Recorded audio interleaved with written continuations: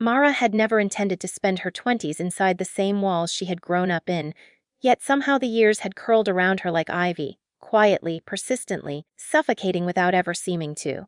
What began as a few months of helping her mother recover from a minor stroke became a decade-long commitment she never once questioned out loud. Everyone around her seemed to accept the sacrifice as something natural, something expected, like the air in the house they all breathe. Her mornings started long before the sun remembered to rise.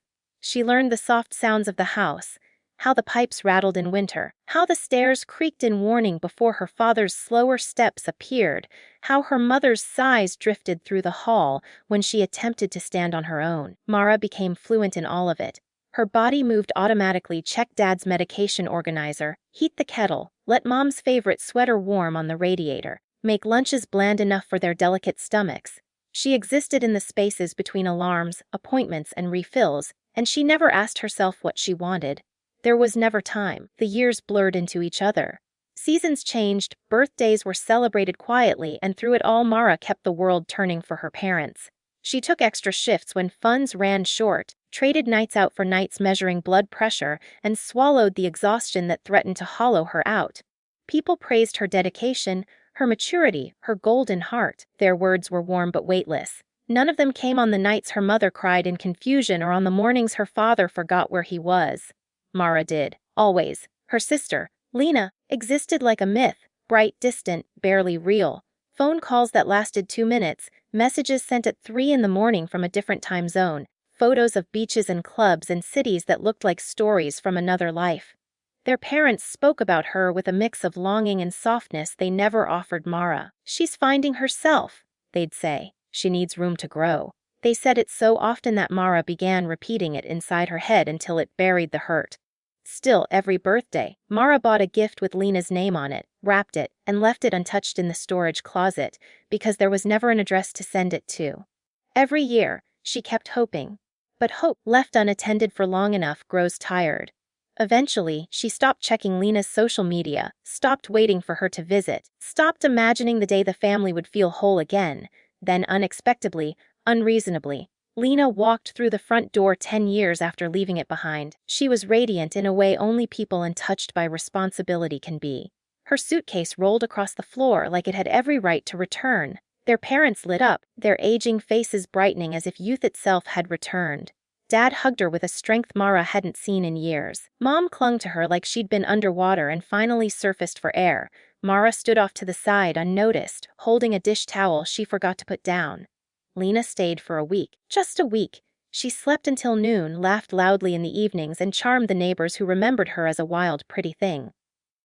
Mara cooked her meals, washed her laundry, and answered her questions about the family as politely as she could manage. Lena didn't apologize for the years she'd vanished. She didn't ask Mara how she had survived carrying everything alone. She simply slipped back into the home as if she'd never left. And then, on a crisp afternoon, Dad called for a family meeting. Mara felt a strange heaviness settle in her chest. She didn't know why. She only knew that the moment she walked into the living room, the air felt different, charged, expectant. Her parents sat close together, Lena positioned between them like a jewel placed back in its rightful setting. Dad cleared his throat, eyes shining with a pride he never once directed at Mara. "I've made a decision," he said. And in that single breath before he spoke again, 10 years of sacrifice trembled, unnoticed and unacknowledged, on the edge of breaking. Mara didn't breathe for a moment after her father's announcement. It felt as though the air had been punched out of her lungs and replaced with something thick and bitter. She watched him, waiting for clarification, some detail that would make it all make sense. But the silence stretched, and the easy smile on Lena's face told Mara everything she needed to know. "All the documents are already signed," Dad continued, oblivious to the quiet devastation beginning to crack behind Mara's ribs. "The house, the accounts, the shares in the company, they're under Lena's name now. She'll take over from here." From here. As if hair hadn't been Mara's whole world for 10 years. Her mother nodded, sitting with her arms folded, her eyes firm and certain. "She deserves it," she added. "She's the younger one. She should inherit the home. You've always been capable, independent." The words landed like a slap, but slow and cold. Capodependent, labels she had earned through exhaustion and sacrifice, and now they were being used as an excuse to erase her. Mara swallowed hard. She felt her hands trembling and curled them into fists behind her back. A part of her expected herself to break down, to demand why, to plead for acknowledgement. But instead, the years of being the steady one settled into her bones. She inhaled, steady and thin. "I see," she said softly. Lena's smile twitched, maybe with guilt, maybe satisfaction. Mara couldn't tell. She glanced down at the documents on the table, pristine and inked, bearing decisions made without her. This was not a discussion. It was a conclusion. Mara stepped forward. She placed her hand slowly into her pocket and pulled out the power of attorney, the legal burden she had carried for years. It felt heavier than it should, a paper soaked with responsibility. She laid it on the table next to the stack of documents. It made a soft sound as it touched down, but in the quiet of the room, it echoed. Then she reached into her coat again and retrieved the house keys. They were warm from her hand, familiar from years of use. The metal clinked against the wood, sharp and final. Her father stiffened, surprised by the gesture. Mara forced a small smile, gentle but hollow. "Congrats, Lena." For the first time since she'd entered the room, her voice wavered. Not with grief. She felt strangely empty of that, but with something like acceptance. The kind that comes when a truth you've always feared finally stands naked in front of you. Lena blinked, startled, as if she hadn't expected Mara to be so composed. "Mara, I didn't ask for this," she said, though her tone was more defensive than apologetic. "It's all right," Mara replied. She turned her gaze briefly toward her father, who looked confused, almost lost. "You've made your decision." Her mother's expression hardened. "Don't sound so dramatic. This is the right thing. You know how unreliable your sister can be. She needs roots. You never did." Mara almost laughed at that. A bitter, aching sound she barely swallowed. Roots were exactly what she had never been allowed to grow, because she had been too busy keeping theirs alive. Instead, she simply nodded. She turned, walked to her room, and picked up the envelope she had prepared. She hadn't known then what it would become: revenge, revelation, or just truth unburied. But she had written everything she couldn't say aloud. Years of hidden struggles, responsibilities, and consequences nobody had cared to notice. She held it in her hand like a piece of herself, something fragile and sharp. When she returned to the living room, Lena was still holding the keys like they were foreign objects. Mom forced a thin smile, relieved to see Mara holding what she thought was an apology or a farewell gift. "This is for you," Mara said, placing the sealed envelope in front of Lena. Lena frowned slightly, fingertips brushing the paper but not lifting it yet. "What is this?" "Just clarity," Mara answered. No one understood what she meant. Not yet. Her parents didn't ask. They didn't follow her. They didn't even notice the way she paused at the doorway, committing the room to memory, not because she would miss it, but because she wanted to remember the moment she finally let go. When she stepped outside, the air was colder than she expected. It stung her lungs, sharp and alive. She inhaled deeply, letting the chill settle inside her. Behind her, through the thin walls and closed door, she could hear her parents start to talk, soft murmurs, plans being laid, excitement blooming. None of them noticed she didn't look back. As she walked down the driveway, she felt the weight lift, quietly at first, then suddenly, as if someone had cut the strings that had held her in place for a decade. She didn't know what Lena would feel when she opened the letter. But she knew one thing with painful, liberating clarity: this time the consequences were not hers to carry. Lena didn't open the envelope right away. She stared at it as though it had sprouted from the floor like some kind of trap. The wax seal Mara had pressed onto the paper seemed almost ceremonial, a quiet warning she had ignored. The room hummed with that tense, expectant silence only families could manufacture. Years of unspoken resentments compressed into a single, fragile moment. "Should I read this?" Lena finally asked, her voice hesitant, unsure, almost pleading. She looked to their parents for guidance, but their faces were unreadable masks of pride and denial. Mara had already left the room, leaving her behind to confront the storm she had quietly built. Lena broke the seal with trembling fingers, the paper crinkling sharply in the still air. She unfolded it, expecting perhaps an apology, maybe some bitter farewell. But what she found was neither. The words leapt from the page with the kind of precision only someone who had lived the truth for 10 years could write. The first paragraph outlined the financial situation Mara had been silently managing. Debts she had been paying out of pocket to keep the house afloat, medical bills for both parents that had gone unnoticed, overdue taxes, and unpaid business fees. It was more than numbers. It was a detailed map of responsibility that Mara had shouldered alone. Each entry was marked with dates, amounts, and a quiet commentary that left no room for misinterpretation. These were the costs of the life Lena had abandoned. Lena's hands shook as she read, realizing that the house she had assumed would be hers to inherit without consequence was in reality a liability she hadn't anticipated. The business shares she had thought of as a financial windfall were entangled in lawsuits and unfulfilled obligations. And the medical records, were a mirror of all the nights Mara had stayed awake while Lena had slept peacefully in some faraway city, untouched by responsibility. By the time she reached the second page, her face had drained of color. She couldn't comprehend how Mara had known the details so precisely, how she had managed everything while still somehow maintaining composure. She reread passages, thinking that maybe she had misread, that perhaps the numbers were exaggerated. But no, each figure, each note was accurate. "Wait, this can't be real," Lena whispered. Her voice cracked, disbelief and panic threading through the words. "You're joking, right?" Her parents exchanged glances, and for the first time, the certainty in their eyes faltered. They had assumed that Lena's return would be an uncomplicated inheritance story, a chance to hand off responsibility while rewarding the child who had left them alone. They hadn't anticipated that Mara would use truth as a weapon, or that the very foundation they had built their pride upon could crumble under scrutiny. Lena turned back to the letter, flipping to the final pages, where Mara had outlined the consequences of assuming the power of attorney. Every legal liability, every obligation that came with the documents she had been handed, every unpaid fee or responsibility that would now fall directly on Lena's shoulders was laid bare. The room seemed to shrink around her as the weight of it hit all at once. "You don't understand. I can't handle this," she shrieked, the envelope slipping from her fingers to the floor. She sank into a chair, trembling, as if the life Mara had carried alone for 10 years was now a physical weight pressing down on her chest. Dad opened his mouth, stammering, trying to regain control. "Lena, I know," she snapped, cutting him off. "I don't want to hear it. You can't just give me this and pretend it's okay."